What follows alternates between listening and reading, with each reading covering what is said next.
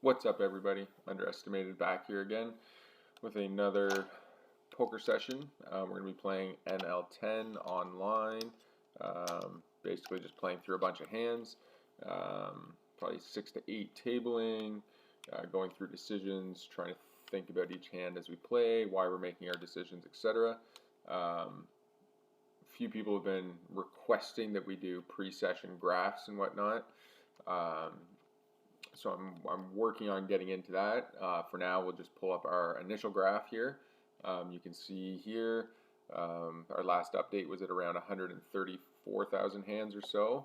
We're up to 148,700 now. You can see we had a bit of a downturn right here, and we've obviously come out of that. We are currently running at about 16 buy-ins under expected value, but that's just fine. Means we're playing good, we're playing strong, we're making the right decisions. So there's nothing wrong with that. It all comes back, levels out. You can kind of see here where it peaked out and leveled out. You can see it up here where it almost peaked out. You can see it here.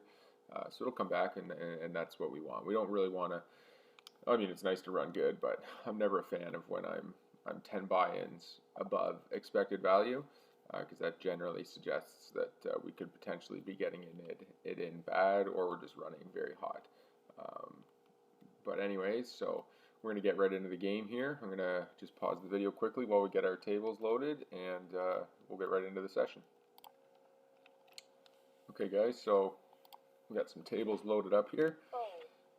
You'll notice the 5 cent, 10 cent tables are green, and the 10 cent, 25 cent tables will be in blue. And yeah, we're just going to get the session going here and see where we end up. Oh, did I not get? Oh yeah, it's waiting in that table. Okay.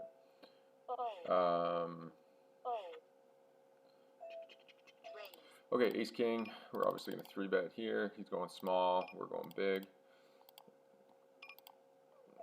8-5 folding. Jack-7 folding. Check. 10-6. We're just going to fold. Raise. Ace king. He calls, obviously with 2 overcards. We're going to go a bit over half pot here. Raise up the kings. Anyways, we're going a bit over half. He calls. King on the turn. We're going to think about that for a minute. Obviously, the kings we're just going to blast. Hopefully, we're up against Jack X, Ace Jack, etc. Oh, now we don't wish we were up against Ace Jack, but I think we're just going to bet half pot here against the king. He definitely can flow Ace King. A lot of the time, though, his range is going to be, when he does call there, he's going to have small pairs. He'll also have suited connectors. He'll also have, like, sometimes 9s, 10s, jacks. We're going to small value bet the kings here and fold to a raise. I don't think there's very many hands that he's going to raise with. Obviously, we're going to 3-bet the ace-9 suited here against an ISO raise. He calls Jack-6. Oh, wow, Jack-6. Well, that's a good hand. So that's unfortunate. But again, it just kind of proves why you want to be blasting players here at the smaller stakes. And that deserves a blue check mark. So I use blue for my fishies. Like the blue is sit at the table, play with them for as long as you possibly can. He just donk shoves here. We're probably just going to let that go. And we're going to bet out here with the ace-jack suited. We'll fold the ace-9 suited. Here we pick up a pair. Take this down on the 10 cent, 25 cent. Continuation bet the 9s. He calls again. A second pair, eh? Interesting. So he's definitely calling flush draws and pairs and everything else. We're going to bet again one more time for value. He could be calling 5s still. He could be calling 6s, 7s, 8s, and the board just gets worse and worse. He does call on the king. Flush draws, like an ace-x flush draw just got there. There is a consideration to bet here. I don't know. the idea of betting would basically be to fold out. Well, I don't think he was folding. Fold. But again, flop bet was good, so our read's obviously good on him that he does call extremely light because he's calling there with 2 overcards. No backdoor flush draw, no gut shot, etc. Anyways, what I was getting at is there could be an argument to barrel there on the river and try to fold out jacks because they are probably going to fold most of the time on the river. When he calls, and then checks. When he checks river there, he's obviously not nutted at this stake. If somebody goes check call, and they check the river, they're not necessarily folding, but they don't have a nutted hand. So there's always a consideration to bluff on the river. Majority of the time it goes bet, river raise, or they check raise the turn, one or the other. And we're just going to jam here against 10 big blinds. It looks the weakest, I think, given his stack size. No, just run it out. Hopefully we get rid of this shorty and we can get somebody else at the table. Yeah, we're just going to cash out. I usually cash out against shorties when we're talking like 1 big blind. It's not worth the tilt of getting binked on. Here, the queen 9 suited against a small blind open. We're going to 3-bet. Hugely profitable to 3-bet big blind versus small blind. People will either overcall, which puts them in a bad spot and us in a good spot, or they'll just fold. So here we do have backdoor draws, 2 overcards, and we're going to continuation bet. He calls, we pick up the 3 of diamonds on the turn.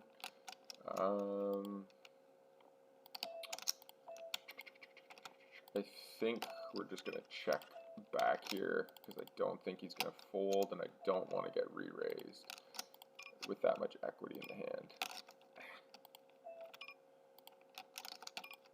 And the reality is we're ahead.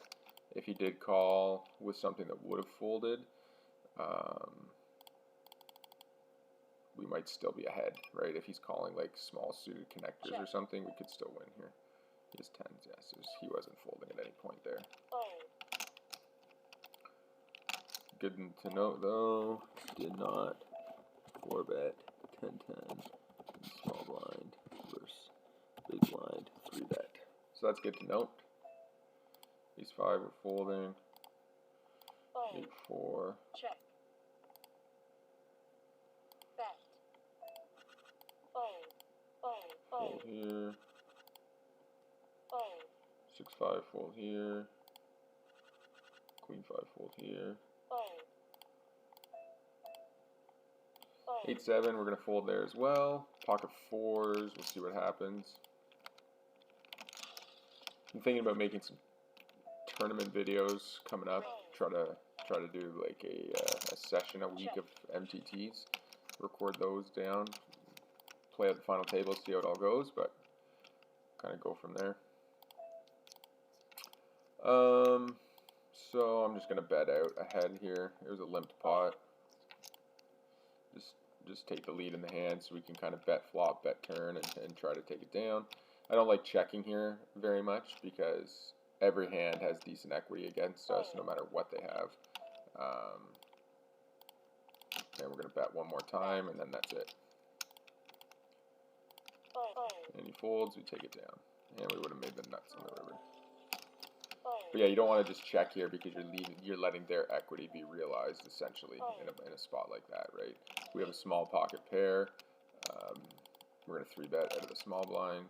Most of the time in the small blind, it's basically, theoretically, it should be always. You should always 3-bet or fold your small blind hands. It's just an extremely profitable play. I, however, don't always do it, though I should. Pocket 6s. Continuation bet after 3-betting. He raises, we fold. Pretty simple. King 7 fold. 6s. We're just going to call the big blind against an under the gun open. And we're just going to check give up. This is always a good spot to just call. We already have some chips committed. He obviously has a very strong hand. 3, 6, 9, and 12. And we're just basically set mining against him. If we raise, he's not folding, we're at a position, etc. So we don't want to really bluff raise too often there. But you know, when you do, a small pocket pair is never a bad thing to do it with, because when you do hit, it's going to be very, very disguised. Especially if they do call and land, or hit a top pair, land an over pair to the board. And no action with kings. Checks down, jacks on the river, he bets out half pot. We'll just call here. I don't think we can give up. He could bet a 10. And he can also bet a flush draw that got there, and he didn't. Okay, I think I'll just check the ace here because I don't know if I opened pot. I think I opened pre. I'm going to check and call here. And he checks back instantly, and we're just going to go for small value against a jack. Or potentially a rivered queen. Take that down, king jack, perfect. Pick up ace queen. So anyways, yeah, we're going to be sessioning out for quite a few hands here. Play a few more rounds. See, this thing is right in the way. I hate that. Just got open limps. We're obviously going to raise this up against an under the gun limp and a mid position limp. He snap calls. And we completely brick. I'm just going to check. I kind of think he's got something.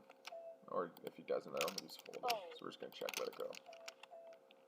Queen jack, we're going to raise. Queen 6 fold.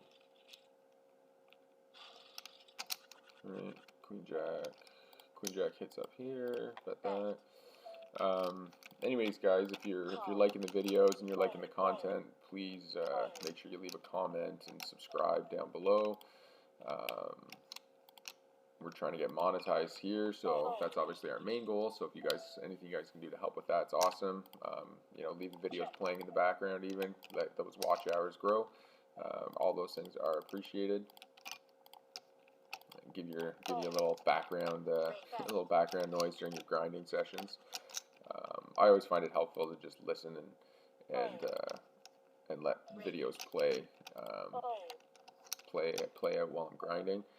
Obviously, you're not taking in all the content and all the information as you should be, but you pick things up here and there. You hear something that makes you kind of realize, you know, every once in a while. At least I find that happens quite often. So anyways, again, leave a comment and a like down below, guys, and make sure you hit that subscribe button, and we will see you in the next video. Thanks, guys.